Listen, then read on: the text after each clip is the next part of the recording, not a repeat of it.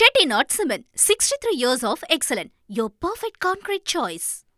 தமிழகத்தில் கல் இறக்க விதிக்கப்பட்டுள்ள தடை நீக்கப்படுமா என்பது குறித்து சட்டப்பேரவையில் விவாதம் நடைபெற்றது. நாங்குநேரி எம்எல்ஏ ரூபி மனோகரன் எழுப்பிய கேள்விக்கு பதிலளித்த அமைச்சர் பொன்முடி, கல் இறக்குவது குறித்து முதலமைச்சர் எதிர்காலத்தில் பரிசீலிப்பார் என்று தெரிவித்தார். இதனைத் தொடர்ந்து உறுப்பினர் அசோகன் எழுப்பிய கேள்விக்கு விளக்கமளித்த அமைச்சர் பொன்முடி, கைது செய்பவர்கள் குறித்து முதல்வரிடம் கலந்து பேசி நல்ல முடிவெடுக்கப்படும் என்றார். அமைச்சர் செந்தில் பாலாஜியை அதிமுக எம்எல்ஏ கருப்பண்ணன் மாப்பிள்ளை என குறிப்பிட்டதால் சட்டப்பேரவையில் சிரிப்பலை ஏற்பட்டது. தமிழக சட்டப்பேரவையில் கேள்வி நேரத்தின் போது பேசிய அதிமுக எம்எல்ஏ கருப்பண்ணன் தனது தொகுதியில் மின்வாரியம் தொடர்பான கோரிக்கைகளை முன்வைத்தபோது அமைச்சர் செந்தில் பாலாஜியை திடீரென மாப்பிள்ளை என கூறினார். அப்பொழுது பேரவையில் சிரிப்பலை ஏற்பட்ட நிலையில் பழக்க தோஷத்தில் வந்துவிட்டது என சமாளித்தார். வெயில் கம்மியா இருக்கிற காலத்தில் அந்த கரண்ட் பத்துறதில்லை.